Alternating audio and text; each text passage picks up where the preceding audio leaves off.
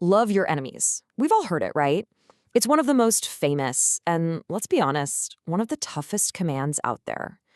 But what if the way we usually think about it, just passively turning the other cheek, is actually missing a huge piece of the puzzle? In this explainer, we're going to dig into a school of thought that flips that common interpretation on its head. So let's just jump right in with the big question. What if this ancient command isn't about being a doormat? What if it's not about limitless self-sacrifice at all, but something way more active and maybe even strategic? To figure that out, we've got to go back to the verse that started this whole conversation. Okay, here it is, the scripture from the book of Matthew that this is all centered around. Now, on the surface, it seems pretty straightforward, doesn't it? But the source we're diving into argues that a fundamental misunderstanding of this exact verse has led to a ton of confusion. Right, so let's talk about that common misunderstanding.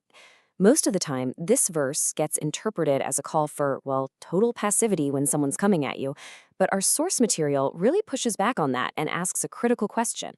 Are there limits to this idea? Should there be? And this is the question the source uses to just cut right to the heart of the problem. It takes this big, abstract religious idea and makes it painfully practical. I mean, if you take that common interpretation all the way to its logical conclusion, this is where you land. Is this really what was meant? So you can kind of see the two mindsets clashing right here.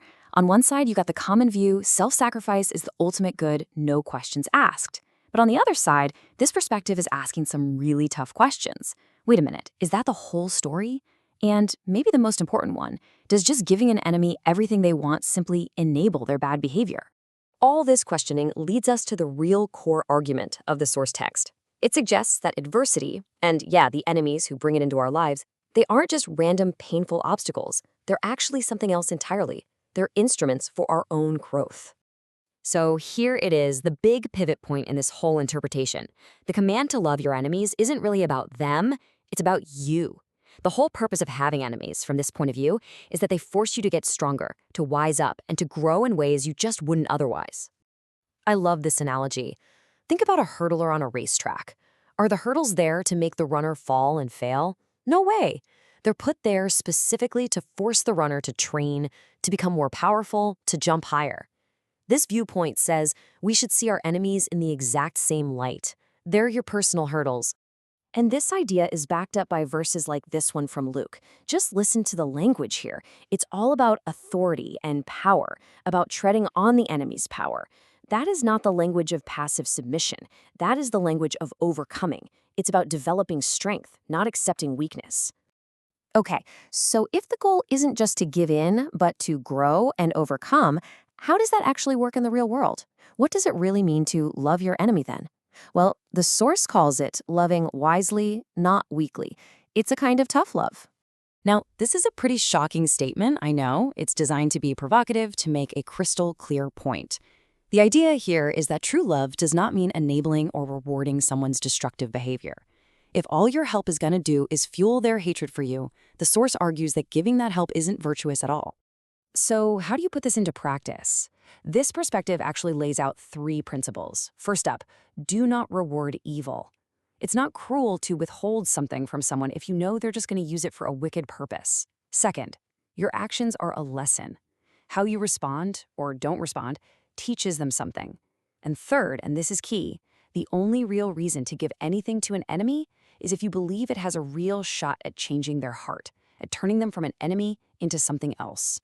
All right, so now let's zoom out. This interpretation doesn't just stop at our personal interactions. It actually places all these struggles we have into a much, much bigger cosmic framework, which helps explain the ultimate purpose and the ultimate reward. The idea here is that your personal conflicts are like a little microcosm of a huge spiritual battle. And in this bigger battle, everybody has a role to play. That includes the enemy, who isn't just some random person who's got it out for you, but an actual piece in a much bigger game. This passage from Matthew kind of lays out the cast of characters on this cosmic stage.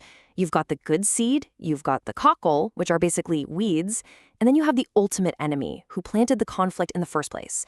Framing it this way presents our personal enemies as, agents in a larger drama, which gives their actions a totally different kind of meaning.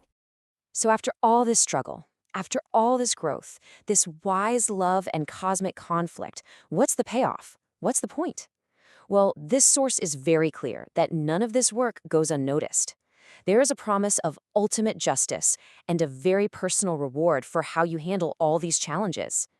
And this is the final, powerful promise from the book of Revelation. It's all about accountability.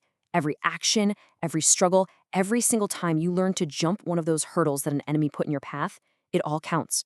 Your work will be met with a reward that fits it perfectly. Which brings us to our final question, something for you to think about. If you really shift your perspective, if you start seeing enemies not as roadblocks meant to stop you, but as hurdles designed to make you stronger, how would that change the way you approach the challenges in your own life? It's a pretty powerful way to reframe a very old commandment.